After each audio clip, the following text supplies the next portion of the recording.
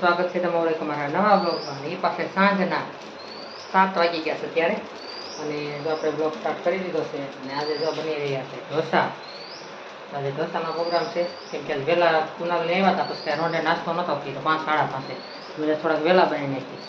કા કુનાલ? હા. જય માતાજી. જય માતાજી. તો તારા 2 ઢોસા બની ગયા છે. પ્રતિકે ખાઈ લીધું છે, હવે જો બને છે. ચાલો બધા ઢોસા ખાવા. પછી આપણે ખીરું છે આ, અને આ જો ઢોસો બને મસ્ત ક્રિસ્પી થોડું ચમચો તેલ એડ કરી દઈ. ખીરું તૈયાર જ લાવ્યા હતા, કેરેટ હતું ખીરું, અને મસાલો છે મસ્તીનો. સાંભાર નથી બનાવ્યો, ખાલી આપણે આ મસાલાનો પીસ છે, કેમ કે તાત્કાલિકમાં તો પછી કાંઈ બને નહીં, હાલે છોકરાને ભાવે એટલે. ચાલો આપણે ઢોસો ઉઠવાઈ લઈએ. એવો મસ્ત કડક થઈ ગયા એક. જય શ્રી કૃષ્ણ, જય માતાજી, જય ભોલેનાથ. સ્વાગત છે તમારું એક અમારા નવા વ્લોગમાં. અને જો અત્યારે વાગીએ 12:30 પોણા 1 થઈ ગયો છે. રસોઈ બનાવી નાખી છે, ને પછી મેં વ્લોગ સ્ટાર્ટ કર્યો છે.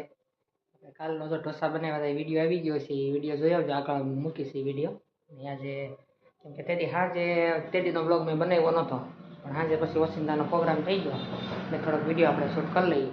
તો એ આગળ એ પાર્ટ મૂક્યો છે, અને હવે આપણે આજથી વિડીયો શરૂ થશે, બરાબર? તો અત્યારે જો પોણા 1 થઈ ગયો છે, અને રસોઈ તો મારી બધી બની ગઈ. દૂધીનું શાક કર્યું છે, કોબી મરચાંનો સંભારો, અને 2 રોટલા બનાવ્યા છે, અને ભગવાનની થાળી ધરી દીધી છે. બધું કમ્પ્લીટ થઈ ગયું છે, ને હવે આપણે જમવા બેવું છે. હવે જો પ્રતિકના પપ્પાની આવી જાય પછી બે જાય. છોકરા તો ટિફિન લઈને જાય છે 2 ભાઈ.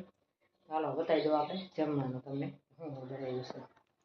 તો જુઓ, આપણે ભગવાનને થાળી ધરી હતી, રોટલો છે, દૂધીનું શાક અને છાશ. આપણે જો બધી તૈયારી કરી લીધી, હજી આવ્યા નથી, થોડીક વાર ખમી જાય. બતાવી દઈએ અમે શાક છે, છાશ અને એમાં સંભારો. થોડીક વાર આપણે ખમી જાય. આજ તો વાતાવરણ જો મસ્ત છે. પાછળ અમારે જો ખડ કેવું ઉગી ગયું, બધું ગ્રીન થઈ ગયું, મસ્ત લીમડો.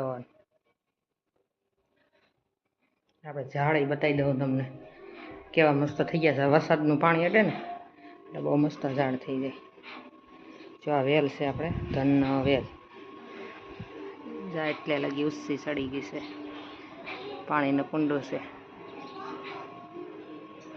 અને જો આ ઝાડ શેનું છે કહેજો બધાય, મને તો ખ્યાલ જ છે. મસ્ત જો બાના ઘરેથી લાવી હતી, અહીંયા બહુ હતા. અને રાવણો તો જો કેટલી વાર કાપી નાખ્યો તો, જો આવડો પાછો કોળાનો રાવણો.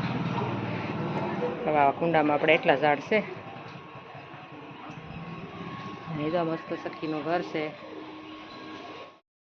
આવશે ઝાડ તો આપણે ઘણા વાવવા હોય, પણ અહીં કુંડા વગર તો કંઈ થાય નહીં. ઝાઝા કુંડામાં અને માટી જોઈએ સારી, અમુક પોષણ મળે ન મળે એટલે બહુ ગ્રોથ ન થાય. એટલે મેં ધનવેલ શું આપણે ઓલી કાનાની વેલ આવે ને એ ઘી વાવેલી છે. ધનવેલ હતી પહેલાં, પણ નીકળી ગઈ, બળી ગઈ છે.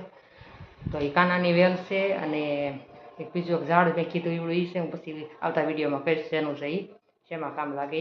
એ બાના ઘરે ગઈ હતી ને ત્યાંથી હું લઈ આવીશ. એમાં તમે પાણી ન નાખો ને અઠવાડિયું 15 દી તોય સુકાય જ નહીં, એવું ને એવું જ રહે.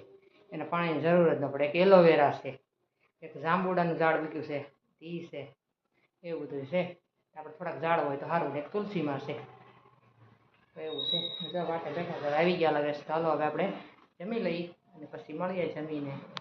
તો અત્યારે 3 વાગ્યા ને આપણે જો વરસાદ શરૂ થઈ ગયો છે. તો બહુ ઝાઝા દિવસે મસ્ત વરસાદ આવવા માંડ્યો. ઠંડુ વાતાવરણ થઈ જાય ને